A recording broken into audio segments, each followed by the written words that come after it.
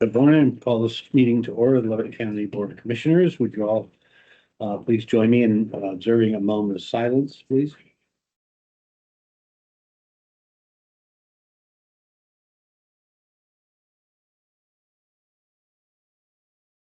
Thank you. And pledge our flag. I pledge allegiance to the flag of the United States of America and to the republic for which it stands, one nation, under God, indivisible, with liberty and justice for all. Thank you. That brings us to time for public comment. Sir, Hi, could you first identify yourself for the record? you got it. My name is Arn Melman. I'm from Richland. I'm with the Clerk of Courts with my superior, Barb Smith. And I just wanted to come up and say thank you sincerely to the commissioners for using the oak tree to replace the depleting trees out front.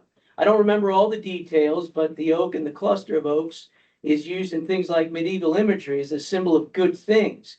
And I think it's therefore a tree that's truly worthy to represent the seat of county power. So thank you. Right on. Thank you. Thank you.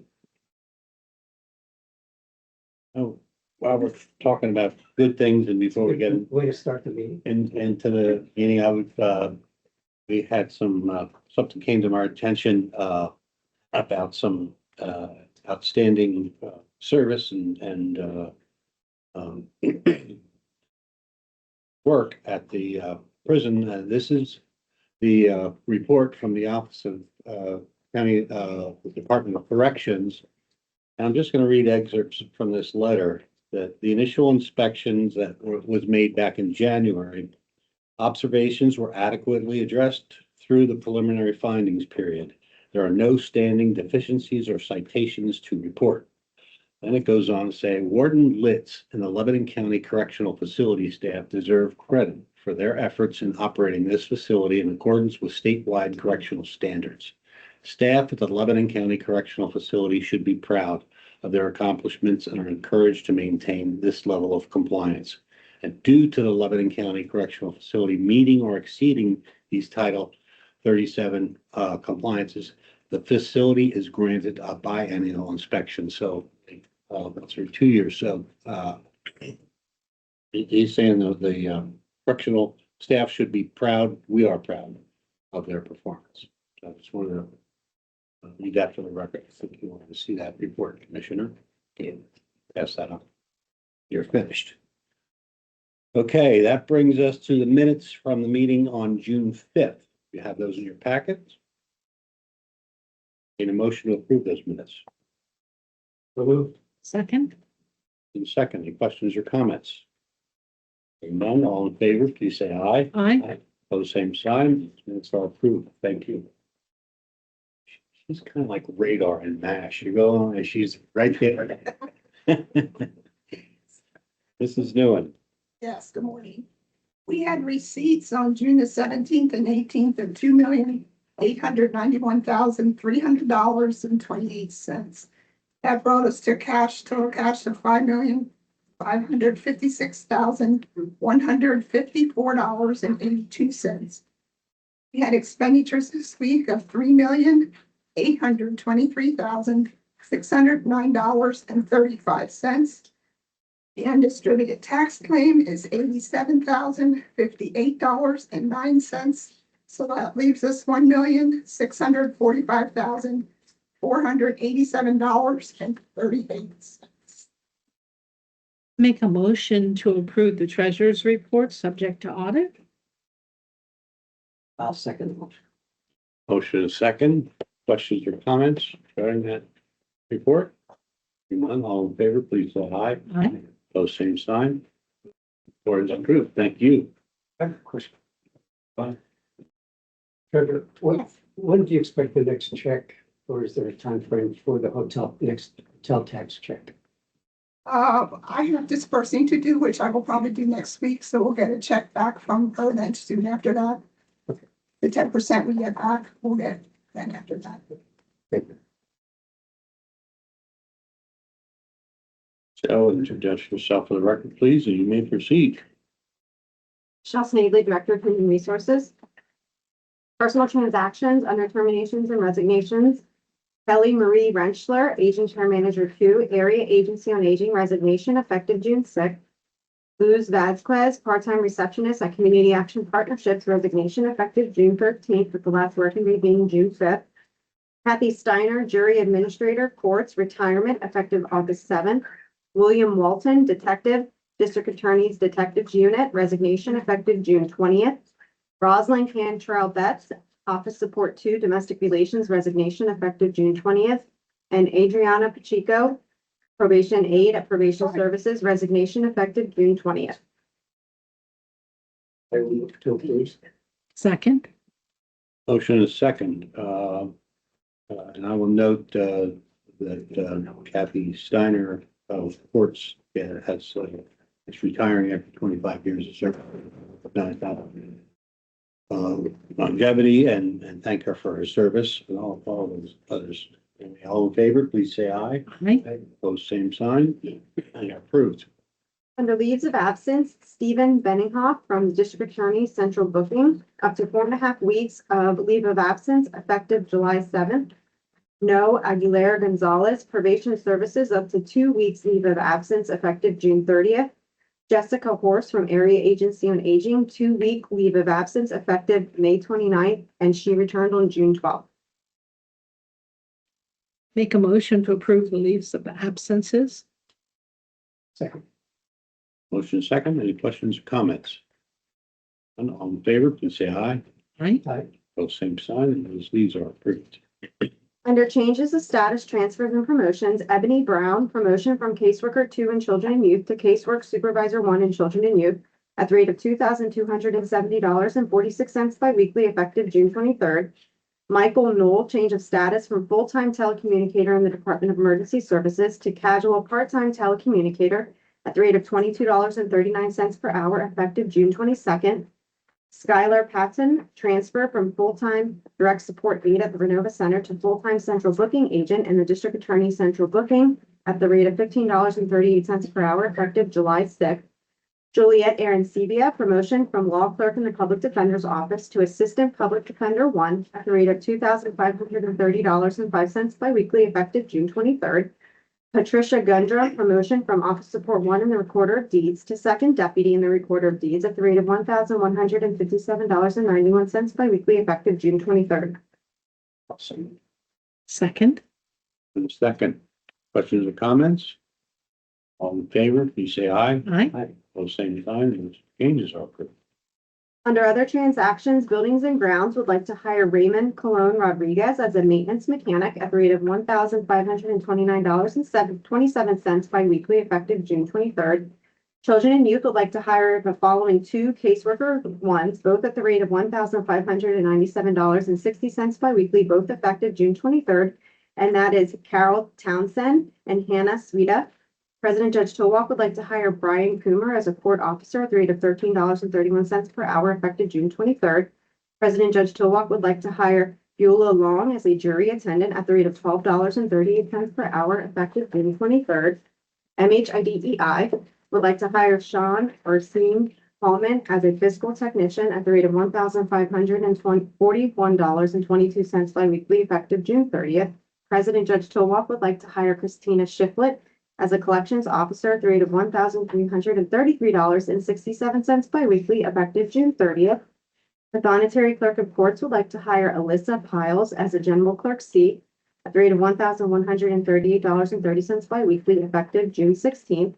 The Lebanon County Correctional Facility would like to hire the following 7 full-time correctional officers, all at the rate of $22.71 per hour, all effective June 30th. And that is Lucas Ronald, John Foltz, John Yorty, John Kern III, Anthony Bleeker Jr., Joseph Gooden Jr., and Zachary Barshinger. He's actually a rehire.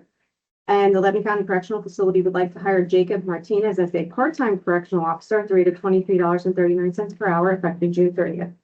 So moved. Second. Motion is second. Questions, comments? I think it's a nice long list of new hires. We'll go ahead and see them fill those positions that are vacant. So all in favor, please indicate by saying aye. Aye. Opposed? Let's have it. Those positions are approved. Moving on to salary board, motion to approve all transactions previously read, plus the following. Eric Brewer, longevity, probation officer 1 and probation services, a one-time 3-year longevity payment of $1,279.04 effective July 11th. And Ryan Adams, salary increase, detective from the district attorney detectives unit. This is for a 3-year longevity at the rate of $2,982.30 biweekly effective June 21st. Second. Motion second. Any questions or comments? Not all in favor, please say aye. Aye. Opposed, same sign. The salary board, approved. Yeah. Thanks. Thank you.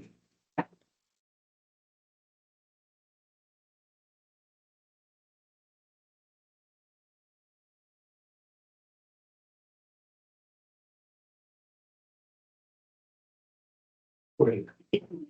Ladies, Aye. if you would introduce yourselves for the record, and then you may proceed.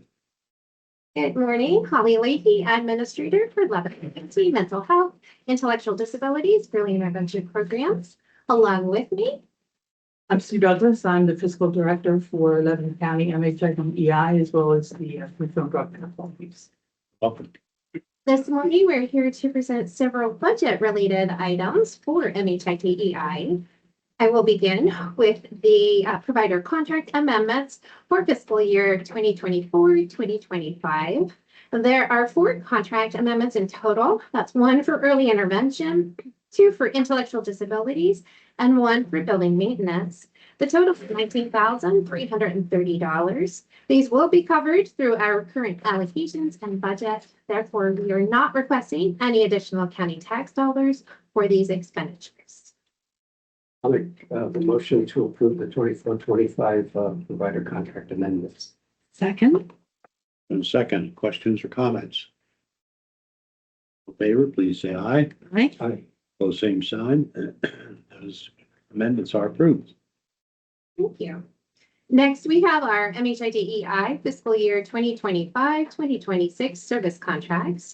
A summary and detailed listing of those contracts were provided as reference for today.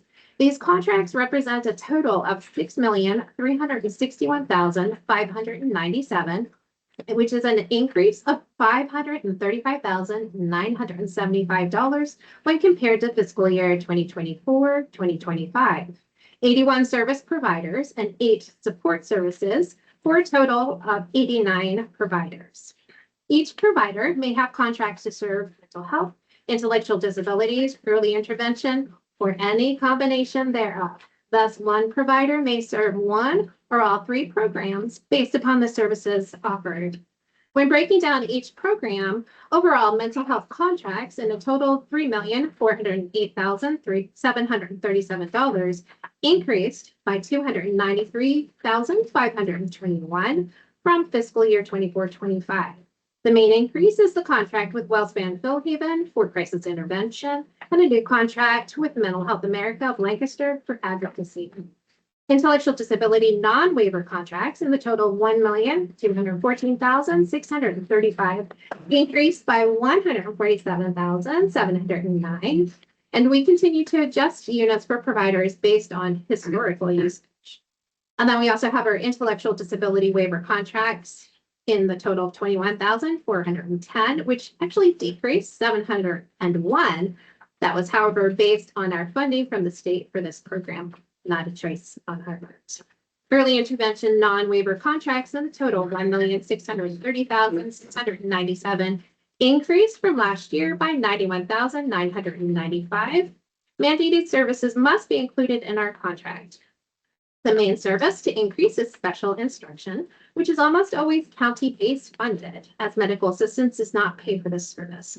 We also have a new contract for fiscal year for an early intervention supervisor position through Service Access and Management, or SEAM. Then for support services, contracts in the total of $86,118 increased by $3,451. Contracts for computer software services have slightly increased, as they do each year, and our HVAC contract has also increased. Again, we are seeking your approval for fiscal year 2025-2026 service contracts in the total amount of $6,361,597. So moved. I'll second the motion that we approve those service contracts. Motion and second. Questions, comments? I'm assuming the answer is yes, but the WellSpan association with crisis, is that mandated? I mean, that has to be provided by us. For crisis intervention? Oh, yes. The Mental Health Act of, Mental Health ID Act of 1966 requires that we provide that. It designates the MHID administrator and the oversight of crisis intervention. We don't have a choice in providing that, or so there are no alternatives. I've seen that price jump the last few years. Yes, and I anticipate that we will be having more conversations with regard to crisis intervention over the next few months as we try to determine how to proceed.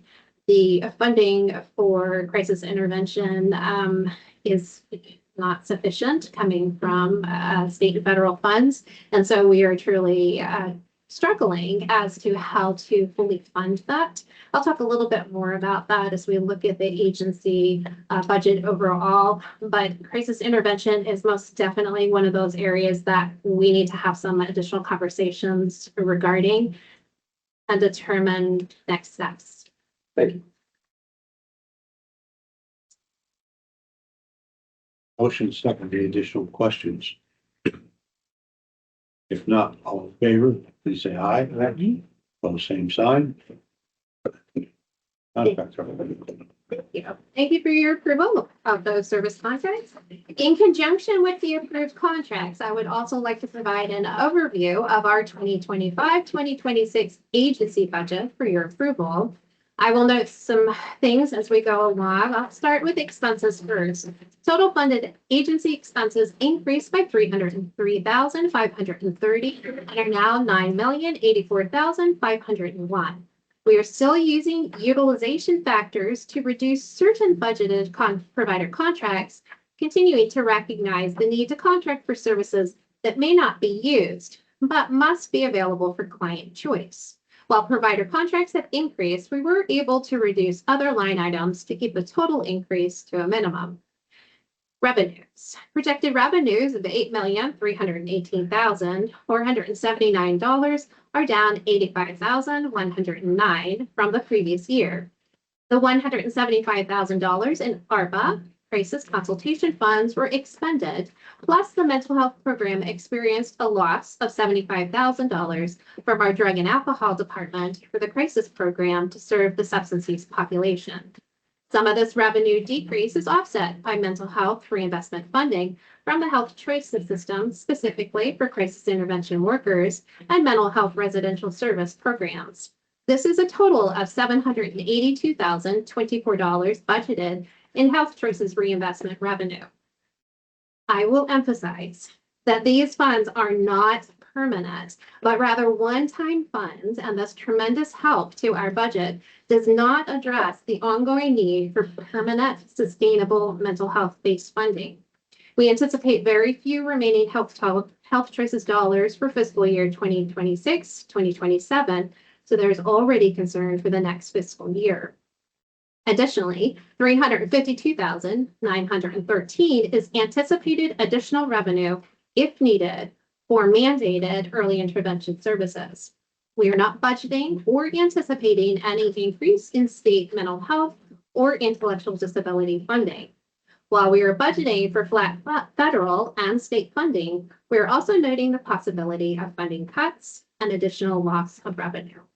When we look at the deficit encompassed within the mental health and intellectual disability programs, we expect a deficit of expenditures over revenues for the upcoming year in a total of $766,023 agency-wide. An outline of the major contributing factors was provided, but highlights include an increase in provider services and purchase personnel, as well as an increase in computer and IT direct costs. This total deficit is a projected increase of $388,659 over last year's deficit. And finally, with regard to county funds, we are again requesting $600,000 in county funds. This covers the deficit of $766,023 and the required county match of $363,736.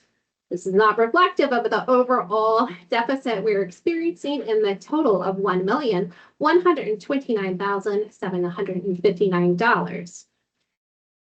At this time, we do not anticipate requesting an increase in our county funds for 25-26 above the $600,000, which we have received in the last 4 years.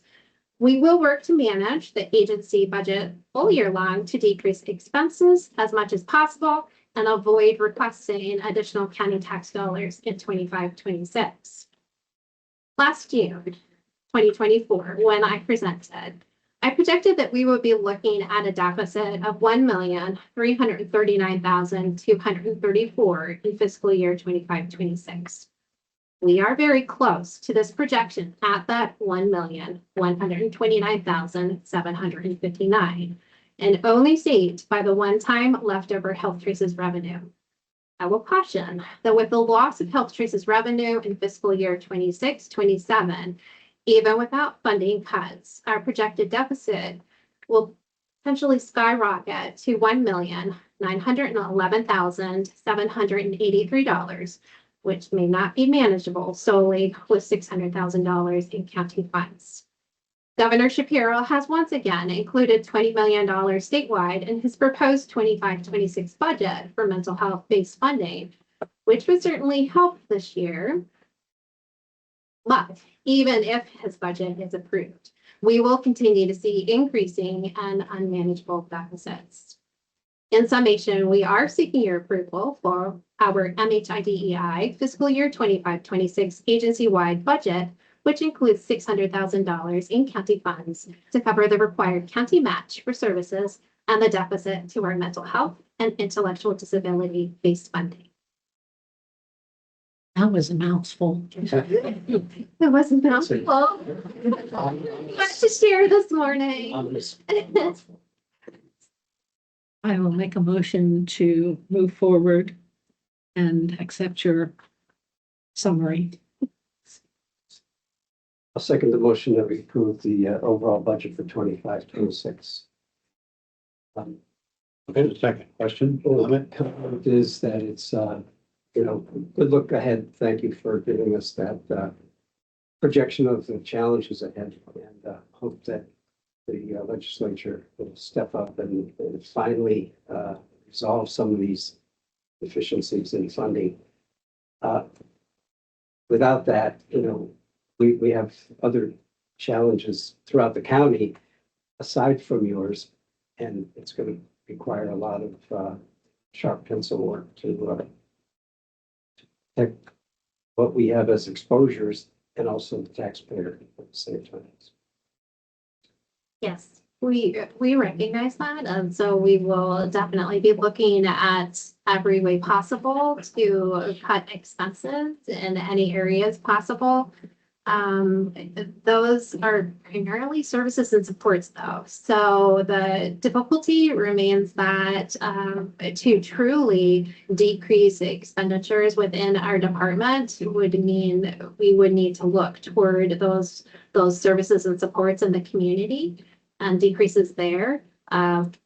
So certainly, we're hesitant in doing so, for many reasons. We want to support our disabled population and the community.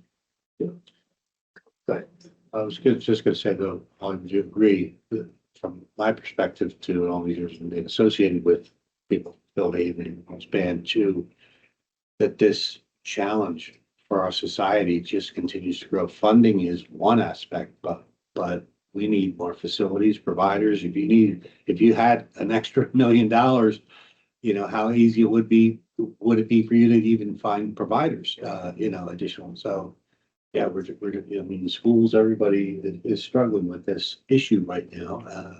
I'm not sure if there's any simple answers. Funding's a beginning. Finally, closing thought would be that we can't go too far in cutting vital programs or mandated, you can't cut mandated, but, things that would expose us to, weaknesses in your department. You can't, these are all vital services, protecting the vulnerable populations. And so you can only go so far in what you're able to tighten up. Right. It's a tough equation. You're definitely struggling with the financials and the projections and how to proceed. Okay, so a motion and second approving this budget. Are there any additional questions, or Jamie?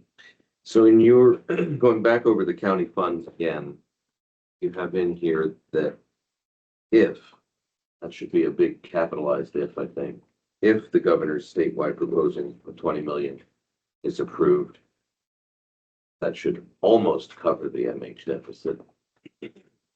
So you've calculated the share that we would get, the share we would get of the $20 million. So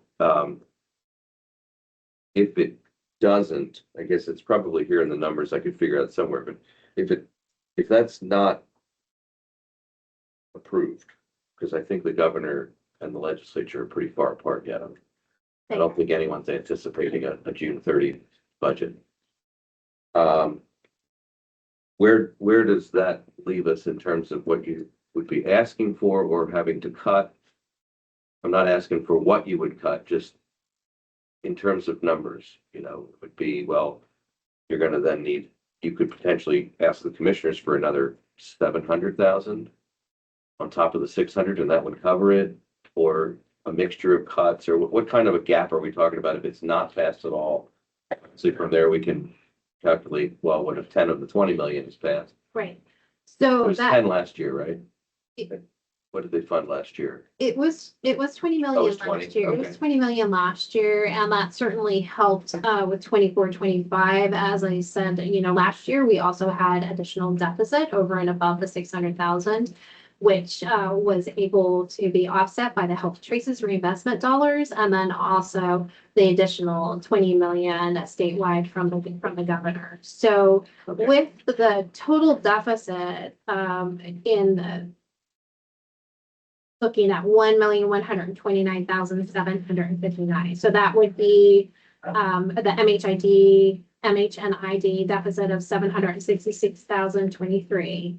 And then the county match of 363,736. So if you take the $600,000 off of the 1,129,000, Okay.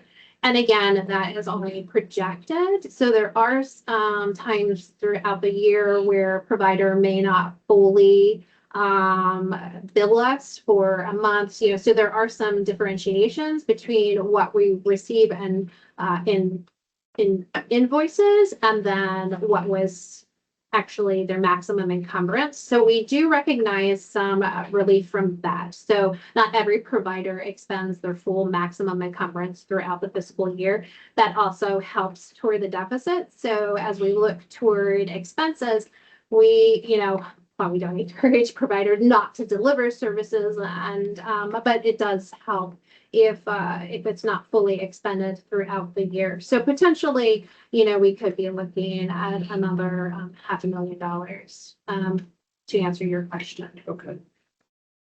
If the 20 million is passed, what's almost covered? How short are you still? Is it a small amount? It's a small amount. Yeah.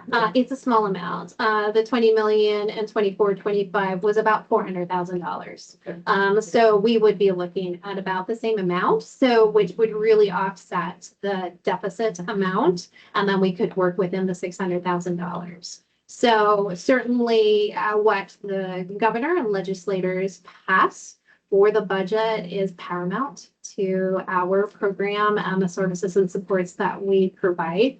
At the same time that we're looking at these types of deficits, we are getting increased requests from our state oversights for additional services and to expand and increase. And we have hesitated in doing so just because of the financials. We did not feel that it would be prudent in doing so. So we have pushed back a little bit Yeah, I think that's on important. it. point is that everything you're talking about here is maintaining.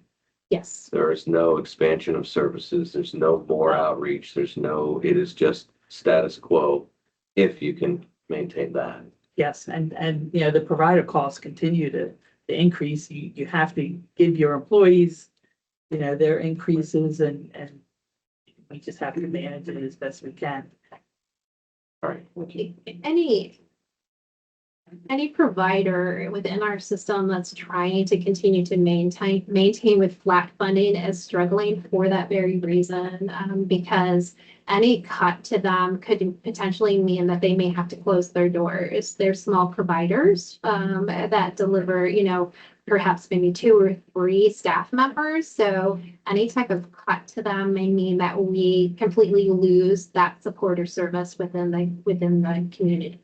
So decisions with regard to budgets and contracts are highly weighted just because we don't want to lose the system that has been built and the foundation for our disabled population in our community.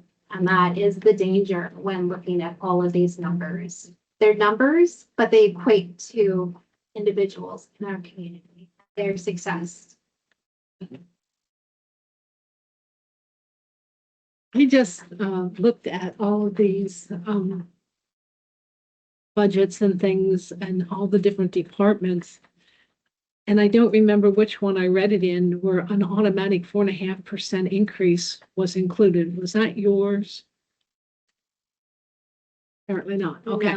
I couldn't remember which one it was. And I was just thinking if that was negotiated or how that came about. But It's aging. was it aging? Thank you.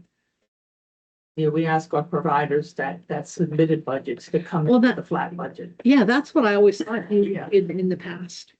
Okay, then you're still doing it. And, Thank you. yeah, and some of them still ask for increases. You can't help it. Well, yeah, I mean, they're trying to survive too. Exactly. Yes. Yes. Okay, we're still pending action on this motion and second on the approval of the budget. Any additional questions or comments? None? All in favor, please say aye. I, Pose same sign. Thank you. Thank you. And good luck. I Keep would us posted. sincerely like to thank you for your time and continued support of MHIDEI and really of our disabled community that we serve. And we are very appreciative of all of you. Thank you so much. Thank you.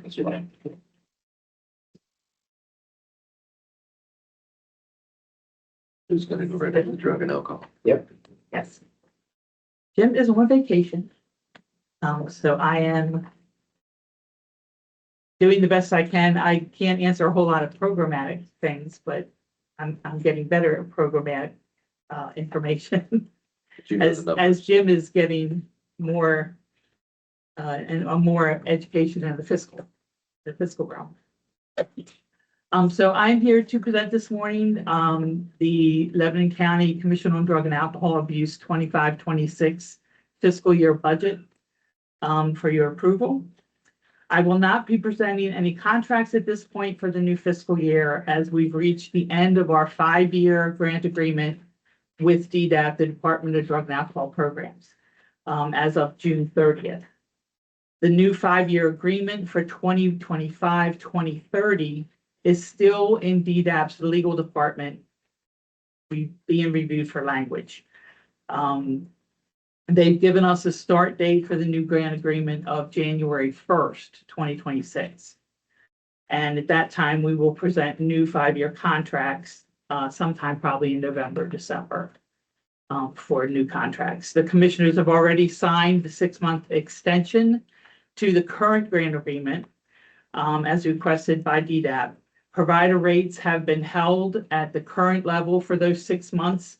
So at the beginning of this new fiscal year, we will be using the same rates.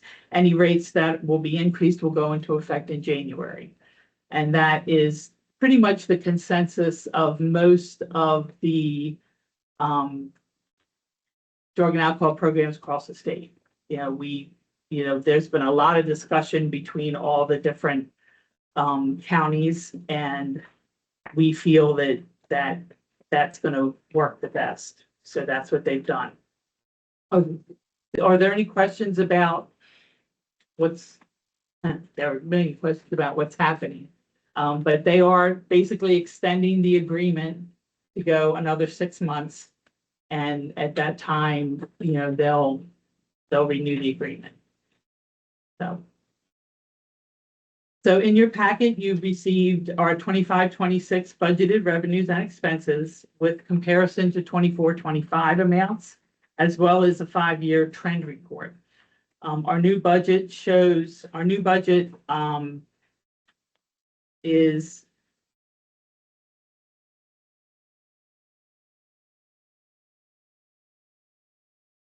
$2,667,390, which is a $112,435 increase over 24-25, which is about 4.4%.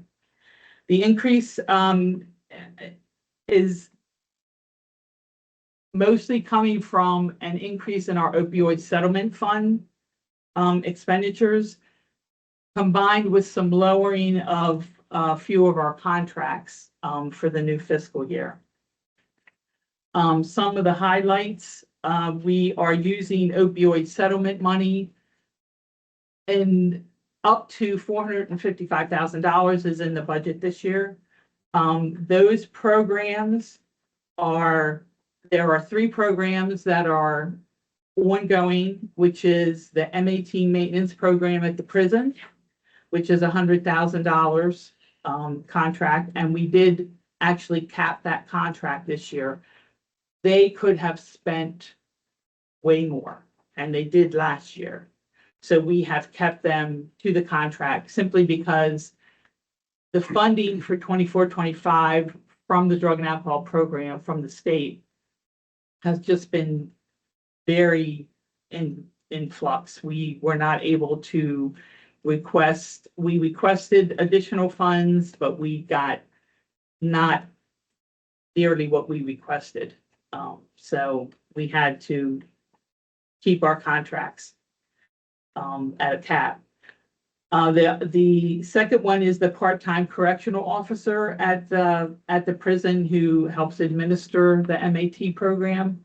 These are for people coming into the prison who are on methadone maintenance or some type of MAT program. It allows them to continue that program in the prison. And we also have, the other one is a dedicated adult probation position, which is $90,000, which will be again this year. Those are the 3 programs that are continuing with the first wave of the opioid settlement money. The second wave that started to come in this year, we are instituting a program for an outreach with the RAISE project. That's $25,000 a year. And that's a new contract. There's a MAT induction program that we're rolling out in the prison facility. And that is, so we have people who are on, when they come in, they continue. This is an induction. If they come into the prison and they want to go on an MAT program, this gives them the ability to start MAT while they're in the prison system, so that when they come out, they'll be ready to continue their care. And that is $150,000 a year for the next 13 years. And then a prevention specialist with Compass Mark. That is, we are budgeting $60,000 a year to help pay for prevention specialists with our provider, Compass Mark, who does our prevention services for drug and alcohol.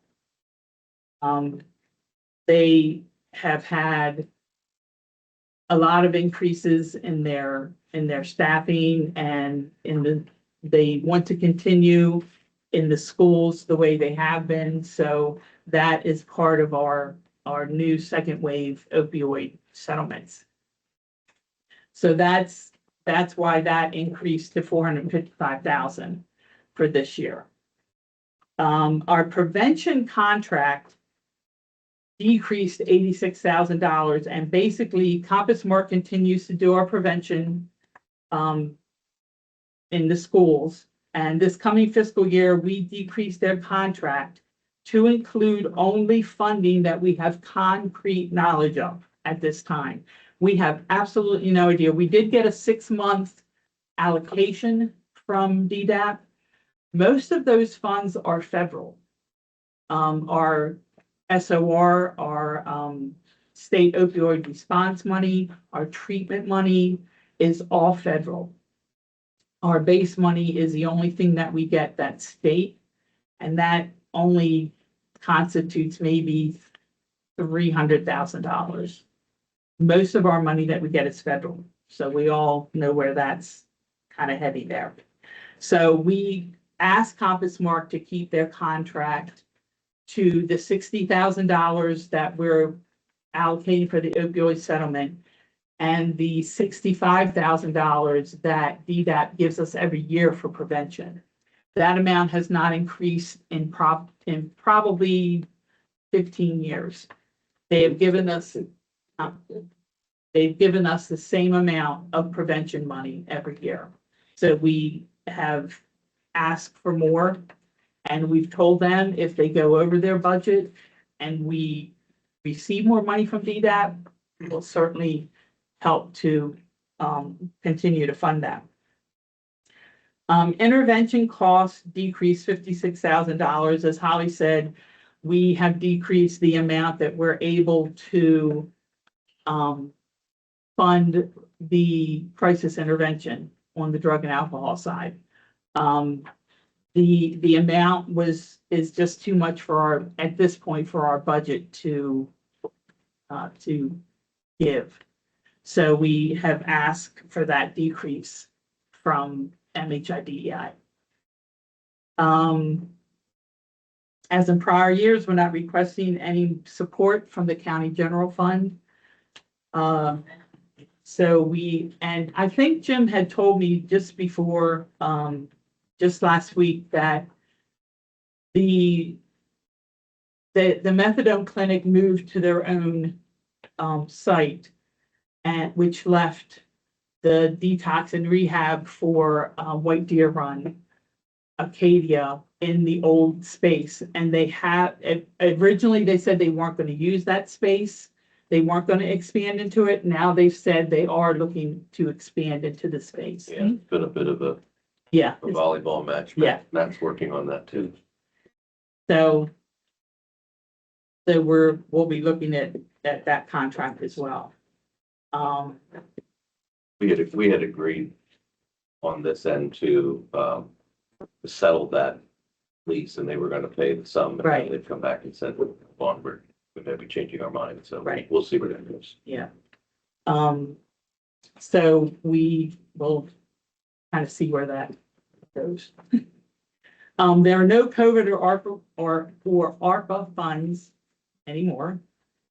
We are getting our ARPA funds that we had been told we would get. We are for 24-25. If at first they came out with that, well, everything ends on March 24th, then they came back and said, well, no, you can do that. And we immediately billed for anything that we could. And so we have been paid for those ARPA funds for 24-25, but we have no ARPA or COVID in our 25-26 budget. Those are the highlights. Jim did tell me to say that there were 3 overdose deaths in the first quarter of 2025. That's the most recent number that he has. He'll be getting the second quarter at some point. Those are the highlights. Do you have any questions? Can I can try to answer anything. You can. So Had lots of discussions with lots of providers to tell them do the best you can. the total expenses are $600. 667. Yeah, Yes, and the total that you are asking for is that same amount. yes, that is what our budget, budgeted revenue and expenses are. And it's mostly federal dollars and you're Yes. not sure if they're all coming through. Yes.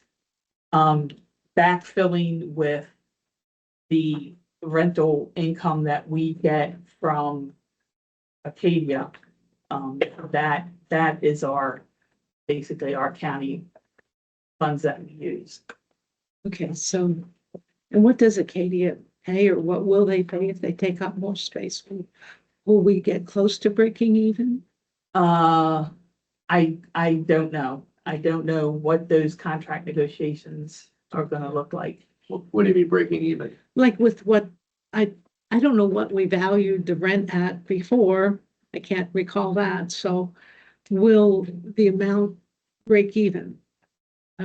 With what we might get from this Well, provider? we're gonna make sure that it's not too much of a reduction in what they are paying. It was originally, they wanted to terminate the contract early, and I had calculated the remainder of the rent to be a certain amount. They were originally agreeable to that. Then they came back and they said, we'd like to negotiate because we'd like to stay on the property. So we're gonna, we'll have those discussions. I'm trying to actually set up a date and time in the next week or two to talk to them to continue those discussions. Yeah, he said they wanted to keep some administrative Yeah, offices that's there, correct. Yeah. so. I don't think it's gonna impact this budget. You don't think it will? No, because we're already, we're, if anything, yeah, I don't think it's gonna impact this budget. Because they're already locked in, Yeah. they just wanted to get out early. Yeah, And our response to getting out early was, okay, pay us the Yes, remaining yeah. lease. And they were gonna do that, and now they've changed their minds. So we don't know where that's gonna go, but it's not gonna affect this, I don't see. yeah, and there is some backfill in there, but I only based my budget on the one rent. I didn't even base it on the other rent. Yeah. Although we usually have to, for budget purposes, backfill with some of the deferred rental that's out there. So, but it was way less than it was last year. Well, Sue, I trust you to do the numbers. I never question them. You're so good at that. So I will make a motion to accept your proposal of 6 million, $2,667,390. Yes, thank you. So approving the budget for urban alcohol use for 24, sorry, 25, 26. Yeah, that's what I'll second that motion. Motion is second to approve that budget proposed. Additional questions, comments? Just one question or comment. There's another settlement in the pipeline, I understand, from Purdue. Yeah, I And heard that too. it looks like Pennsylvania's in line for $200 million of that, but we don't have any indication, I guess, yet No, on what no. Lebanon County's. Okay. And that's another, I think that's a 15-year settlement. A 15-year payout. So I'm sure Jim will be back with some sort of breakdown and recommendation. We on that are. At some point. Getting the trust still has to actually approve some of the programs. But other counties have had similar programs approved, so we're not anticipating any problem with the approvals. That's just on the horizon. Additional questions or comments? Not all in favor, please indicate by saying aye. Right? The same sign, that budget is approved. Thank you very much. Thank you, Sue. Anything else, ladies? I think that's enough for today. Good. A lot of heavy lifting there. Thank you so much. Thank you.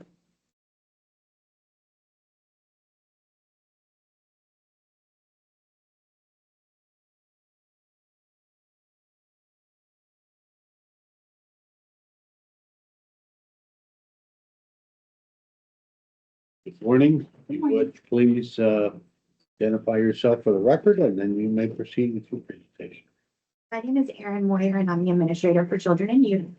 I'm here today. I have 3 items to present. The first one is our Avenco contract. This is our tax case management system that we use to do basically all of our documentation and work. The total amount of the contract for fiscal year 25-26 is $44,685.37. And I would ask that you approve this contract. To approve the, Second. Motion is second. Questions, comments? None, all in favor of that motion, please say aye. Aye. Both same sign. That contract is approved. Next, I have a contract for CAI, which is Computer Aid Inc. This is professional fiscal consulting services. This is to assist our fiscal department. The fiscal department currently is fully staffed. And so we think that this is an opportune time to bring in a consulting service to help train them to break up job duties, make sure that we're working in the most efficient and effective manner to get the job done. The total amount of the services would be $46,000 at $115 per hour for up to a total of 400 hours. The contract would go into effect immediately upon approval and would run through June 30th of 2026. I ask that you approve the contract for Computer Aid Inc. So moved. second, And second, questions? Comment, the agency did use, SAM services for a while, as did, Area Agency on Aging, and as still does, I think MH uses them, but, and they assisted in getting some invoicing caught up and, some revenue from the state that was owed to us. But we feel like this firm will do a little more in terms of training. In Yeah, terms of not just getting us to a point, but getting us on track. absolutely. Sam came in and helped us get caught up on our quarter invoicing, getting that money flowing in from the state. We are caught up with that now. So we feel like it's a good point to have someone come in and actually train our staff to do these things appropriately. So that moving forward, we're getting these things done on time. And everyone knows their job duties and how to get it done. Questions, comments? None, all in favor, please say aye. Aye. Both same sign. Contract is approved. The last item I have to present is our third quarter invoices for our current fiscal year 24-25 in the total amount of $4,080,349.87. I ask that you approve our third quarter invoices. motion to reapprove. Second. Second. Motion is second to approve those invoices. Questions, comments? None, all in favor, please say aye. Aye. Same sign. Approved, thank you. Thank you. Anything else? Thanks. Thank you. Step two in place. Mhm. Thanks.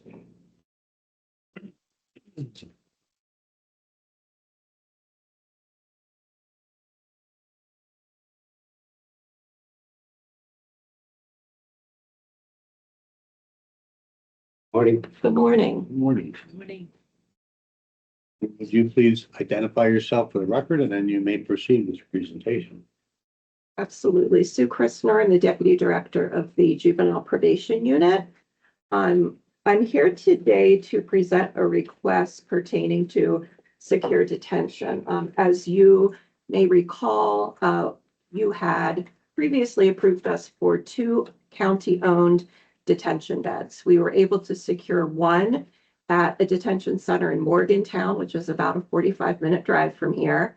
The second bed, we were able to secure one at a detention center in Cambria County. That is a 3-hour drive one way.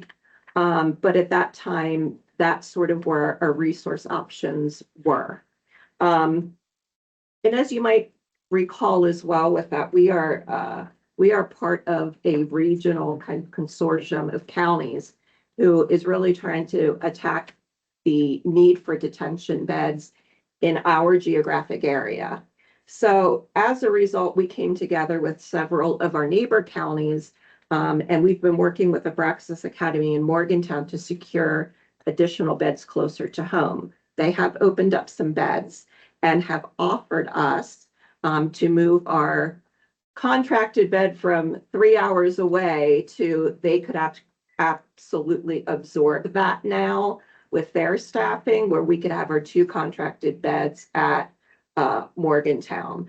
I will let you know that the per diem rates for fiscal year 25-26 at Abraxas Morgantown are expected to go up. Right now, we're at $720 per day. They have applied for $800 per day. That's about roughly $30 under what the state maximum allowable cost is. They've been doing a lot of work with trying to bring better security to their facility, and they've also really been struggling with staffing. So they've had to do quite a few raise increases to get staff in. I just wanted to highlight for you with regard to detention, because these detention beds are so crucial to us. In the past, we didn't own beds. We simply reached out to a detention center and said, we have someone we need to detain. Do you have any beds available? It's very competitive out there because of the crisis we are in with available detention beds. So we got no as the response a lot. Just in our 2024 detention usage report, we were able to determine that 20% of the youth that we had on supervision in 2024 were categorized as either serious, violent, or chronic offender. So this equates to approximately 20 to 25 kids who are on supervision at any one time that are considered our highest risk to recidivate, but also the highest risk to public safety. When we looked at what our detention usage actually was for 2024, we were able to determine that we actually required 1,215 days of detention care, but we had 12 offenders who should have been detained in that year in 2024 that we could not detain because detention beds were filled either with our own kids or kids from other counties. So we had 382 days where kids who should have been detained were either at home on house arrest units or they were in a non-secure shelter. And unfortunately, if they are unsuccessful in an unsecure shelter or they're unsuccessful on house arrest, if you don't have a detention bed, you don't have a detention bed. So it's so crucial for us to have those two beds, mostly for a matter of public safety. We take that very seriously. And we really try to make sure that those kids who are at highest risk to reoffend or highest risk to the community, that we're able to have resources available for them when we need them. So the request at this point would be that we move both of our contracted beds to the Morgantown location. We will keep an open contract with the facility in Cambria County. We won't own a bed, but if we're in a position where, hey, we're out there looking for detention beds that we don't have, at least they remain an option if a bed is open. So we're requesting today that you approve 2 contracted beds at Abraxas Morgantown. The change that will involve us no longer contracting a bed with Adelphi Manor Detention in Cambria County, and that will be at a cost of $800 per day. When a child's in the bed, that money will come out of our needs-based budget. If we're not using those beds, they're open to the other counties in our group. And if for some reason the bed is empty, we still have to pay the per diem for that day, but we have a separate budget in our department budget to be able to address that. I will tell you that it's with working with other counties, we tend to fill these beds pretty quickly. They don't really stay open very long. Just one question. With the 3 beds, the third one, only one needed, would that take care of those 12 kids that didn't have a bed, or would we still fall short? So based on our 2024 numbers, we would still fall short. The third bed is a bed that's available to us if it's open. We would no longer own that bed, another county would. The one thing about the facility in Cambria that we kind of like is it's in an area of other smaller counties. So at least in that region, the competition isn't as hot as it is here, where, we're competing with Lancaster, Berks, Delaware, bigger counties. But we've had a very good working relationship with Manor Detention, and they have been very kind to us with regards to contracting, communication, and really trying to help us get kids in there if they can. Part of it's really a timing issue too, it's. Yeah. You get 6 kids that need placement at one time, you're gonna struggle.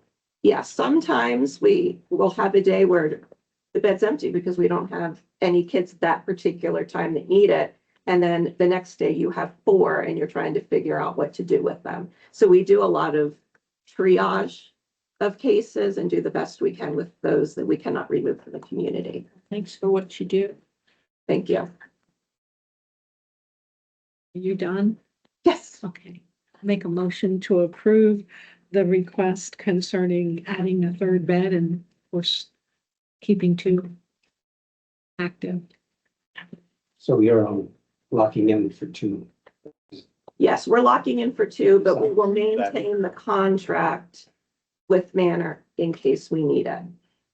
Second. Motion is second, questions or comments? All in favor, please say aye. Aye. Pose same sign.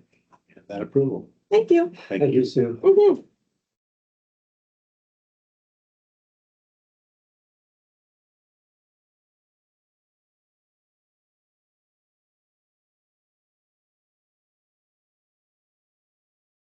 Getting there. Hi, Kathleen. Hello. I'm gonna Airbnb my house. Good morning. Would you please introduce yourself for the record and proceed with your presentation? Okay, my name is Kathleen Dugan. I'm the Deputy Administrator at the Lebanon County Area Agency on Aging, and I'm here presenting on Adrian's behalf. Uncle. So, we'll be presenting our 2025-2026 fiscal year provider contracts, contract amendments from the previous year, our 2025-2026 budget, and the Area Agency on Agency Advisory Council changes for 2025-26.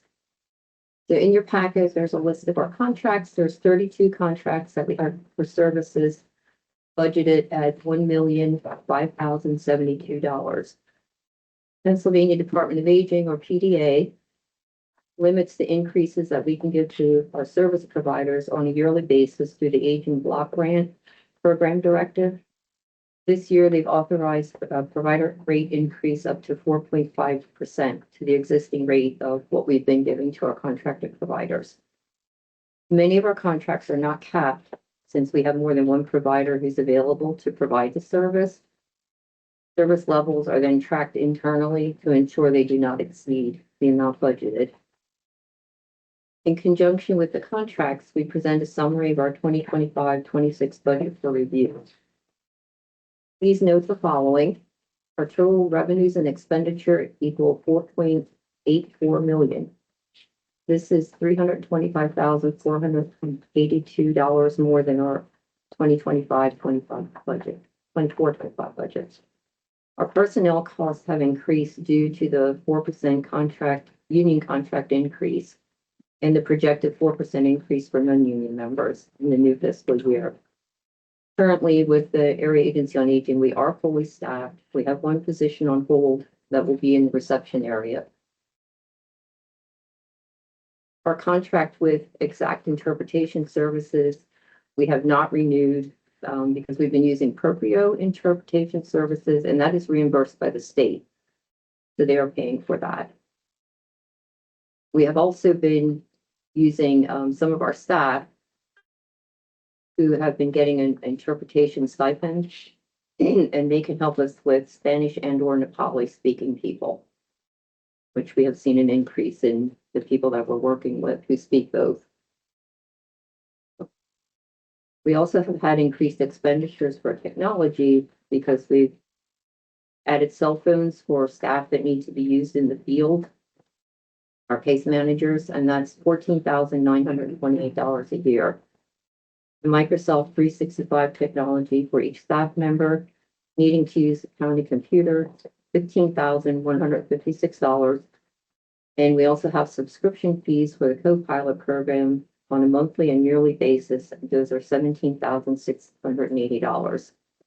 This totals a $47,764 increase per year so that we can stay current with needed technology.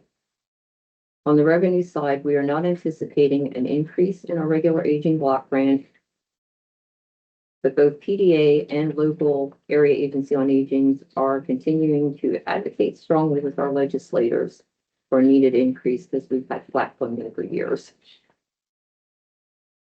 We continue to pursue opportunities for additional state funding when it's available. We have received a senior center competitive grant through the state, which we have been approved to receive $21,200, and that will cover our co-pilot software program that we will be using. This has been used by other agencies across the state for the past 13 years, so we're trying to bring ourselves up to date. Our personal care contracts are at 3. They've been updated and revised to include legal language to protect the county and include signatures of county commissioners for approval. Each provider has been given the 4.5% increase as authorized by PDA. These contracts run from July 1st, 2025 to June 30th, 2026. There are also 11 amended contracts being presented with an increased cost of $40,224 from the original 2024-25 budget. And then the last thing in your packet is our advisory board changes.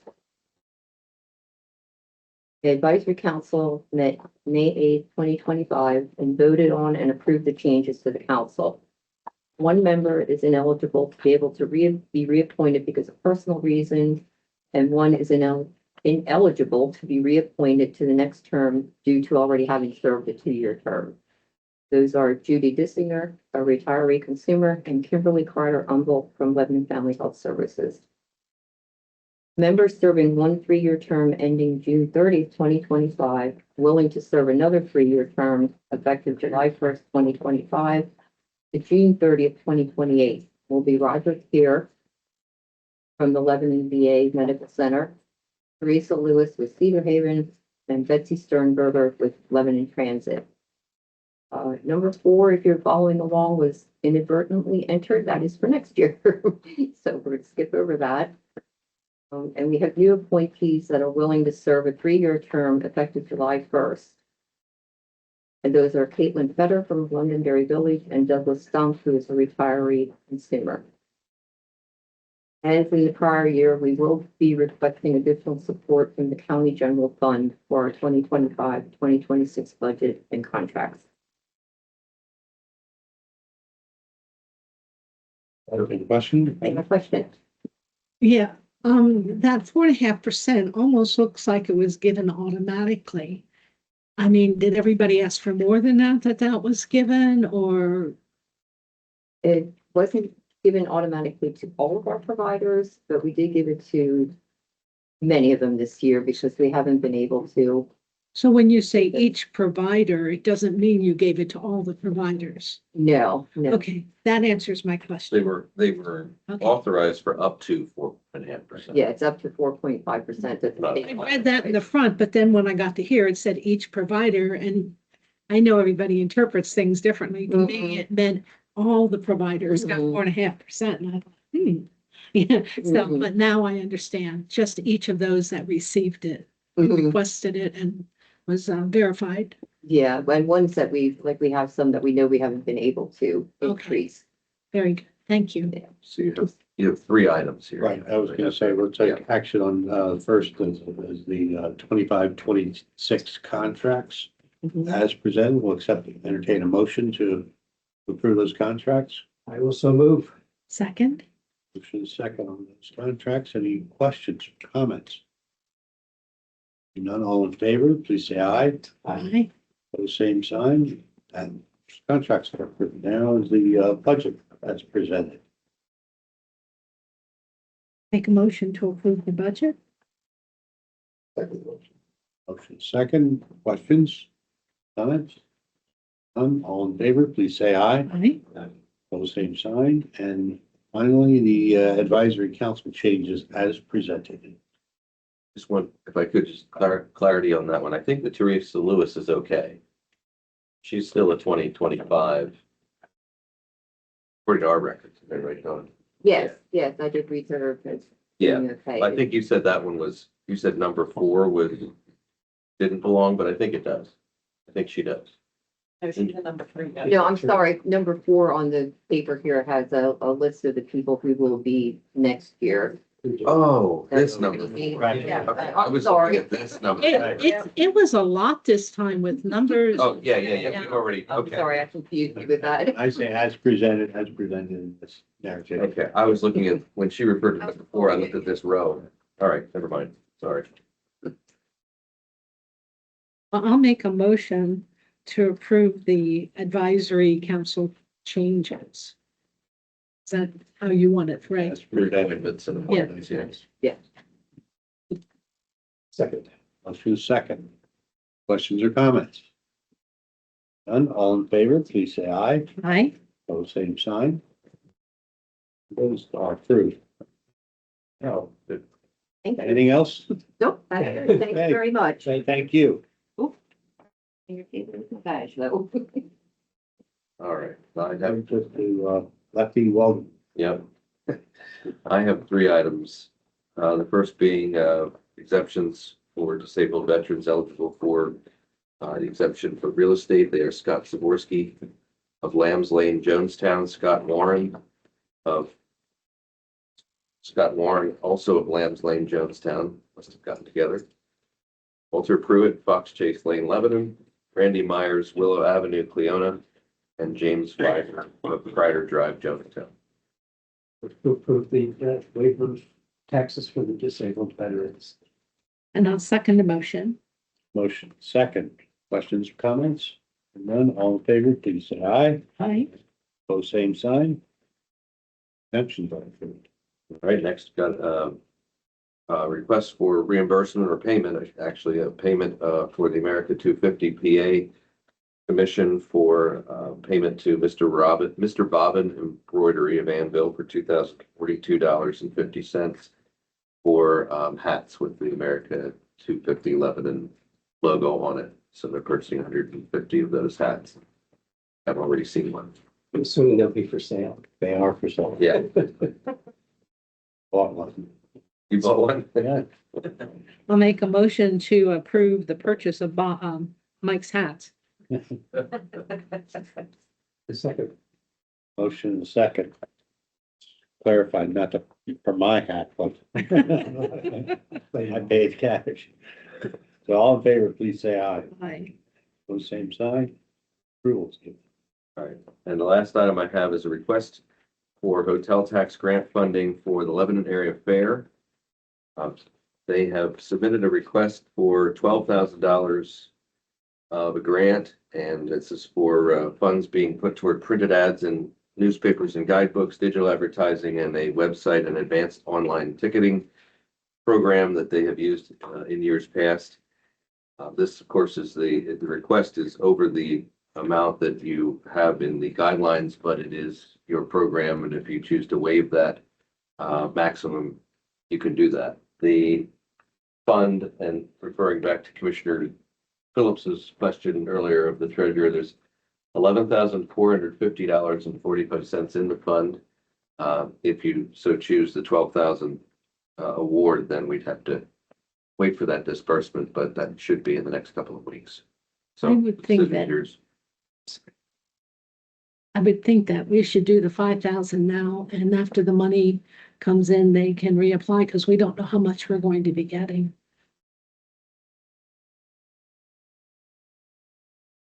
Motion to approve 5,000 now and table the balance. Is there a second for that? Second, Not to make a No, motion. pardon? I didn't make a motion. You made the You're motion. seconding the Oh, I thought you made it. So I made the motion then. Yeah, assuming Okay. that's a motion. All right. So is there a second? So Dies or any additional action? I'll make a motion that we approve the 12,000 subject to waiting for the next check. And what if there isn't enough? I don't think we've ever had a check less than $600. We have to revisit that. Well, it's over 5,000 so that The disbursement for the next. are we gonna, we can't wipe out, there's a minimum balance. Before we get in, we can discuss this further, but do you care to second the motion? I don't care to, actually. Okay, I will second the motion, and now we can continue the discussions. Yeah, I'm just afraid, we aren't going to get what we need. And we don't know what the minimum balance is for that account in, the Visitors Bureau, because all bank contracts have a minimum balance. And we don't know if we're going to be depleting that by giving all the money away. They'd have to close the account, restart, get new checks printed. I don't know what all's involved. If you look further, I'm looking at the last page of your treasurer's report. Okay, You have it there. I do. The actual balance in the account is 77,000. Then the others are pending awards. So it's not withdrawn. It's just been encumbered. Allocated. We know that it's allocated of 60,755. So, the balance is there. It's just what have you encumbered or not encumbered? Well, is that 60,000 all in one application, or is that how many? No, those are previously approved who haven't been paid out yet because their event hasn't taken place or they haven't sought reimbursement yet. So there's no chance they're coming in the next month or so. Okay, Who? Well, Well, even if they did, my motion is that we would wait till we have, Till we have the funds. and it has nothing to do with what we owe or what's encumbered.